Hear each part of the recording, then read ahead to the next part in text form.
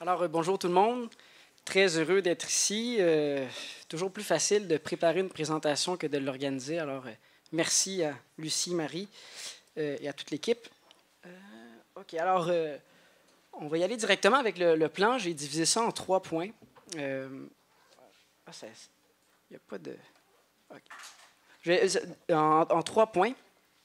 Je vais tout d'abord résumer le gros de la recherche, qui est la dimension fiscale du projet, de la fiscalité du projet gazoduc GNL. Ensuite, prendre quelques moments pour commenter la manière dont la compagnie a réagi à notre étude. Il y a quelques éléments intéressants qui en ressortent.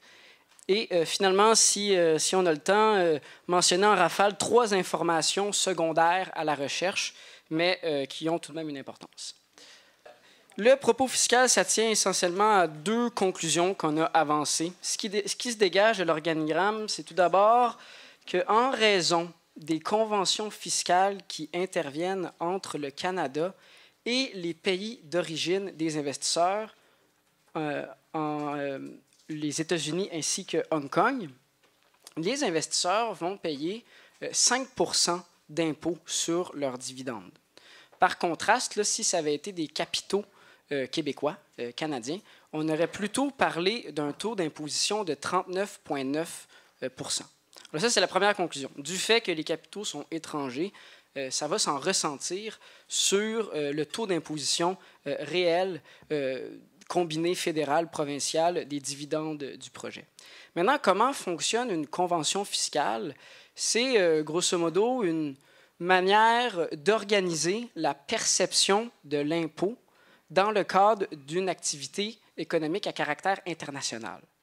Donc, lorsque des investisseurs américains investissent dans quoi que ce soit au Canada, comment est-ce que le gouvernement canadien et américain va se partager l'imposition? En gros, c'est ça. Et dans ce cas-ci,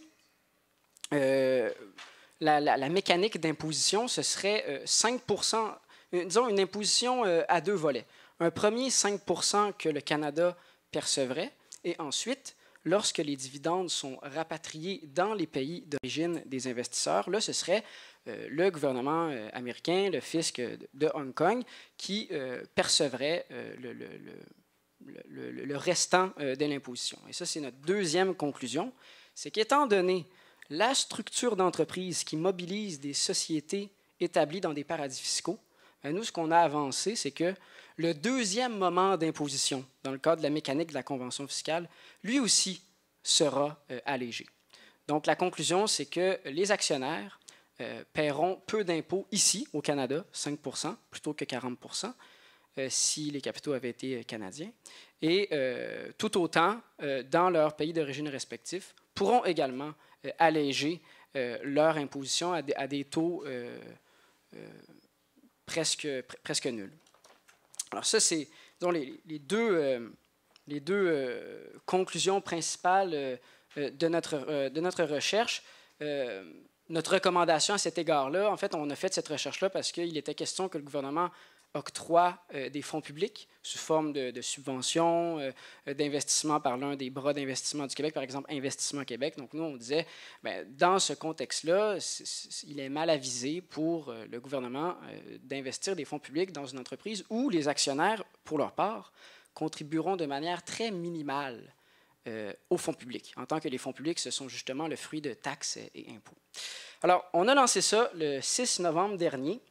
La compagnie, elle a répondu 2 choses. Une première chose à laquelle on s'attendait, c'est tout est légal. C'est quelque chose qu'on n'avait pas, on n'avait pas affirmé le contraire. Et je cite une porte-parole de l'entreprise. « Notre structure est standard et usuelle. » Il y a une admission par la suite. « Effectivement, le rapport soulève des questions. Mais le débat dépasse toutefois le projet GNL Québec. » En fait, c'est vrai, on est d'accord avec ça. La question des paradis fiscaux subsistera après ce projet-là. Et également, mais nous, par contre, on corrige, c'est que certes, la question des paradis fiscaux dépasse le projet, mais il y obtient une place de la plus haute importance.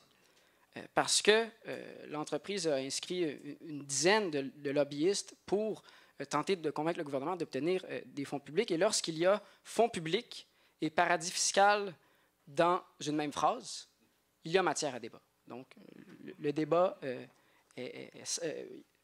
c'est un débat qui a une place dans le cadre de ce projet-là.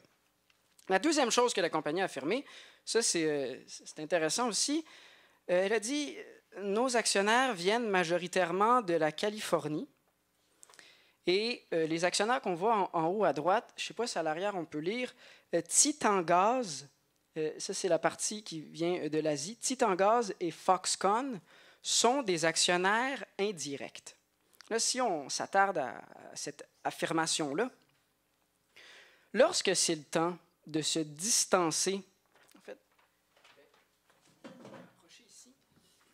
lorsque c'est le temps de se distancer de ce qui rapproche la compagnie du Delaware, on affirme plutôt que les investisseurs directs sont tout en haut.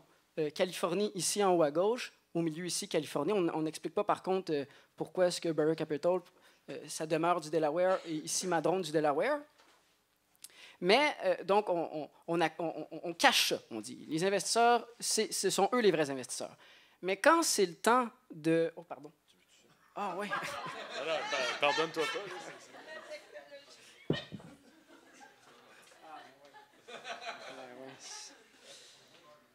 Quand c'est le temps donc, je répète, là, quand c'est le temps de s'éloigner de ce qui relie la compagnie à un État comme le Delaware, on dit que les investisseurs viennent de la Californie ici.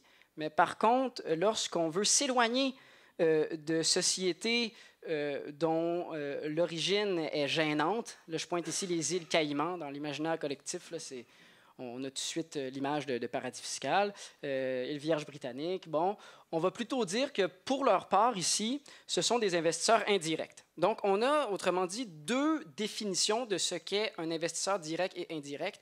Une définition double qui est à géométrie variable, qu'on va utiliser selon ce de quoi on veut s'éloigner, ici, Delaware et îles Caïmans. C'était les deux, disons, les deux choses essentiellement que la compagnie a réagi, et les deux commentaires. Maintenant, de manière un peu... Combien de temps qu'il me reste? 2 minutes? Excellent. Okay. De manière un peu... Je vais retourner à... un peu décousu, là, il y a trois informations dans le graphique. La première, c'est la question de la séparation juridique des deux projets, l'usine de liquéfaction et le pipeline. Il était connu que cette séparation-là était une fiction juridique. Avec, disons, notre recherche, on le comprend plus encore lorsqu'on voit que l'entreprise Gazoduc Inc., son siège social, son domicile et son bureau, en fait, correspond au cabinet d'avocats avec qui elle fait affaire à Montréal. Donc, Gazoduc existe purement sur papier, peut-être même pas, en fait, dans un fichier électronique quelconque, à la place Ville-Marie à Montréal. Ça, c'est la première chose. Deuxième chose, rapidement, à propos de l'identité des investisseurs, on a fouillé un peu, faire une recherche. Fairview Capital Investment Management, rapidement, c'est un fonds d'investissement qui a d'environ 2 milliards de dollars, qui a pour principal...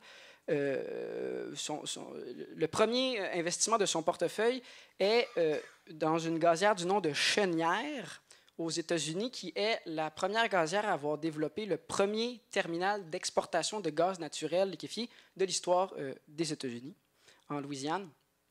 Et il a ouvert en 2016 dans le golfe du Mexique. Et en 2018, au mois de janvier, il y a eu une importante fuite qui a entraîné la fermeture par une autorité fédérale américaine de 2 de ces 5 réservoirs de liquéfaction. Ça, c'était en janvier 2018. Et à ce jour, encore aujourd'hui, les 2 réservoirs sont toujours fermés sous ordre des autorités fédérales américaines. Donc, ça montre en fait... oui, je vais citer le site Internet de GNL Gazoduc. Elle compte sur le soutien d'investisseurs importants détenant une expertise internationale dans le développement de projets de GNL. mais elle ne les nomme pas. En fait, nous, ce qu'on avance, c'est qu'il s'agit, entre autres, de Fairview Capital, et ça démontre que l'expertise internationale est encore en expérimentation et que c'est une industrie qui est naissante et qui est donc des choses qui peuvent survenir. Le troisième élément, rapidement, là, Foxconn ici, une entreprise, la sous-traitante de Apple, entre autres, pour la production des iPhones, rendue tristement célèbre en 2010, dans le cadre d'un reportage où il était état en raison des conditions de travail extrêmes, il y avait des vagues de suicides chez les employés qui étaient entraînés par ça. Et la conclusion, je vais la donner ici. François Legault, dont j'ai une copie du livre en 2013, Le projet Saint-Laurent, une copie louée à la bibliothèque.